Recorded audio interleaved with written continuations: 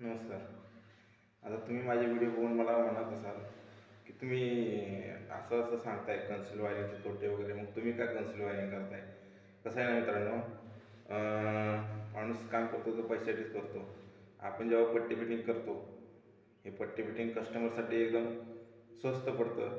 पण त्यात इलेक्ट्रिशियनचा थोडा तोटा असतो, कारण की पट्टी फिटिंगचा रेट ₹100 आणि कन्सिल वायरिंगचा रेट ₹200-150. हां, त्यामुळं कसं करतो आम्ही कस्टमरला सुद्धा म्हणतो, हां ठीक आहे, करा करा, छान आहे छान आहे. परंतु जसं ज्यांना ज्यांना अनुभव येत असतात ना, तसं तसं ते कस्टमरला सुद्धा काही आपुलकीचे लोक असतात ना, म्हणजे काही जवळचे, त्यांना आम्ही सांगतो की तुम्ही थोडंसं विचार करा, हे असं असं आहे, ह्याच्या नादी जाऊ नका. पण तो काय झालं, हल्ली सगळीकडं कन्सिल वायरिंग करण्याचा प्रकार चालू आहे. म्हणजे लोकांना वरून काय दिसायला नाही पाहिजे, एकदम प्लेन दिसलं पाहिजे. परंतु जे आत्ता प्लेन दिसतंय ना, तेच तुम्हाला 5-6 वर्षांनी त्या ठिकाणी बरोबर असे चिराड दिसतं.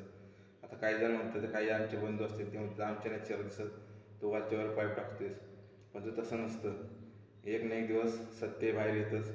आणि जर कोणी एखादा इलेक्ट्रिशियन नंतर मेंटेनन्ससाठी आला किंवा समजा 10 वर्षांनी, तरीसुद्धा तो सांगू शकतो की तुमची पाईप इथून इथं गेलेली आहे, तुमची पाईप इथून इथं अशी अशी गेलेली आहे. आणि भरपूर म्हणजे भरपूर त्यात बॅड इफेक्ट आहे.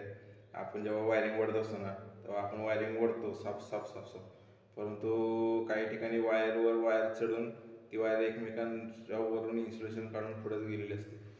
त्यावेळेला मेंटेनन्ससुद्धा करताना खूप अवघड होतं. मेंटेनन्ससुद्धा भरपूर निघतो. काही ठिकाणी मेंटेनन्स जास्त निघत नाही, पण तो जर एखादा मेंटेनन्स निघाला ना, तर त्या इलेक्ट्रिशियनची पूर्ण वाटच लागते. तो इलेक्ट्रिशियन सरळ सांगतो की बाबा इथं पडावं लागेल, इथून इथं वायर नवीन टाकावं लागेल. पट्टी फिटिंगचा सोपा मार्ग असतो. पट्टी फिटिंगमध्ये मेंटेनन्ससुद्धा लवकर होतो आणि कस्टमरचा काही वायरिंगचा फॉल्टसुद्धा होत नाही. जर झालं तर तो लगेच सॉल्व करता येतो. त्यामुळे माझा आग्रह हाच राहतो की तुम्ही सरळ सरळ पट्टी फिटिंग करा. पट्टी फिटिंग खूप चांगला पर्याय आहे. वायरिंग करताना पट्टी फिटिंग केलं तर तुमचं एनर्जी कन्झर्वेशनसुद्धा खूप जास्त होतं. कारण ह्यामध्ये काय होतं, कुठली वायर कुठं कशावरून चढून गेली, कुठं घासते, काहीसुद्धा समजत नाही. त्यामुळे सरळ पट्टी फिटिंग करा, पाईप फिटिंग करा आणि आपले पैसे वाचवा, विजेची बचत करा आणि घराची सुद्धा सुरक्षितता तुम्ही वाचवा. धन्यवाद. नमस्कार.